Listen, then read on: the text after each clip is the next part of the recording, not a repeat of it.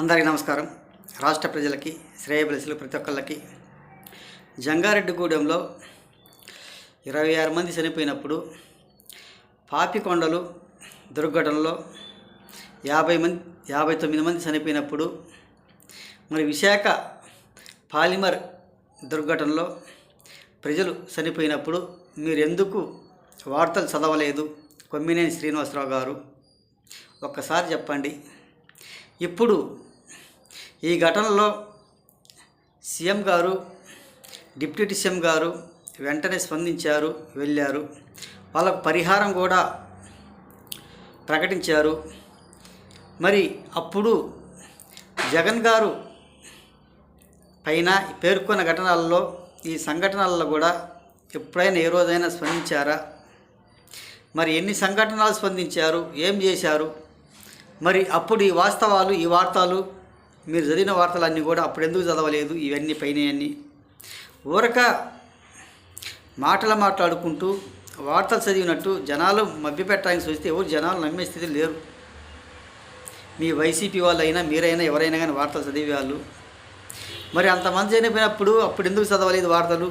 అప్పుడు ఎందుకు చెప్పలేదు వార్తలు? మరి అప్పుడంటే ఆయన అధికారంలో ఉంది కాబట్టి, మీరు ఆ పార్టీ వాళ్ళు కాబట్టి, వీళ్ళు ప్రతిపక్షంలో ఉన్నప్పుడు వీళ్ళ మీద స్పందించారు. అలా చేయటం మంచిదే అని ఒకసారి తెలుసుకోండి. మరి ఇదేదో చేసేదేదో చదివినప్పుడు, మీరు చెప్పినప్పుడు, ఆయన తిరిగినప్పుడు, ఏది ఏమైనా మరి అసెంబ్లీకి వెళ్ళొచ్చు కదా.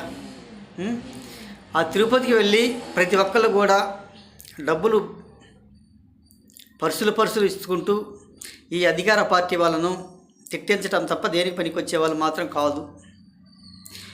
వాళ్ళను అధికారంలో ఉన్న వాళ్ళను వీళ్ళు అధికారం లేరని ఊరక స్పందిస్తూ వాళ్ళకి డబ్బులు ఇస్తూ తిట్టిస్తూ ఉంటాడు.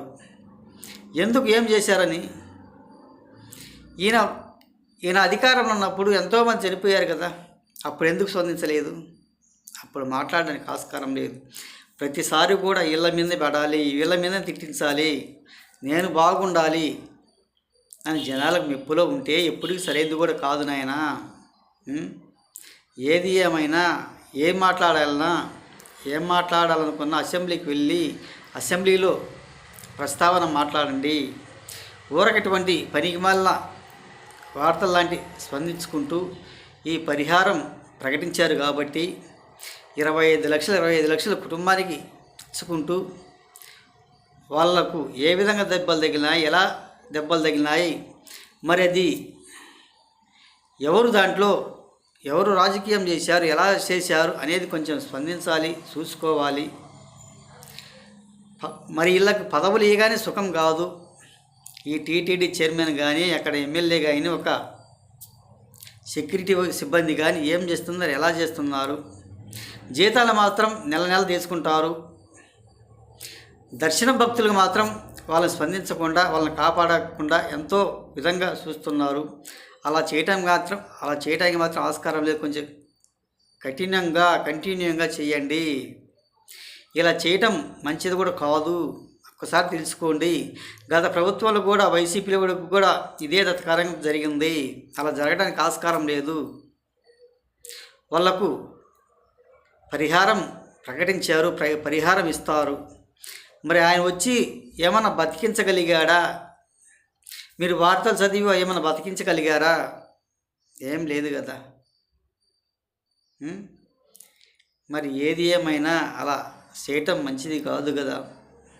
మీ వైఎస్ఆర్సీపీ వాళ్ళు ఏమిటంటే అధికారం లేదు కాబట్టి ఏదో ఒకటి మాట్లాడుకుంటూ పోతే జనాల్లో సింపతి ఉంటుందన్న ఆశతో, ఆవేదనతో మీరు చేస్తున్న ఈ పరిఘటనలు. ఇప్పుడు వైకుంఠం ద్వారా కూడా దర్శనాలు జరుగుతున్నాయి. అదేవిధంగా చెయ్యండి, కాదని లేదు. చాలా బాగుంటుంది.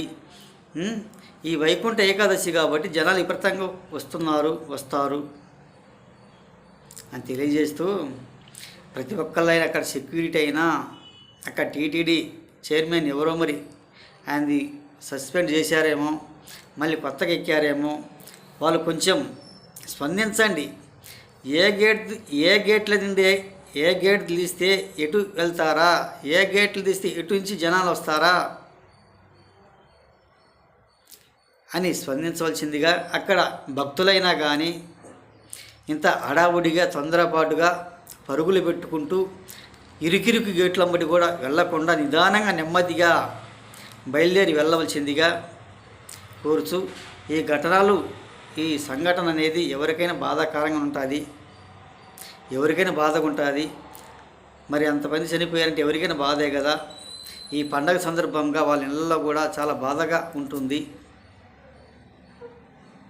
అని తెలియజేస్తూ, ఇక్కడి నుంచి అవి అలా జరగకుండా చేయవలసిందిగా, వాళ్ళకు చనిపోయిన వాళ్ళలో ఉద్యోగాలు కూడా ఇవ్వవచ్చు, ఇస్తారు కూడా అని తెలియజేస్తూ, సీఎం గారు డిప్యూటీ సీఎం గారు స్పందించారు కాబట్టి ఈ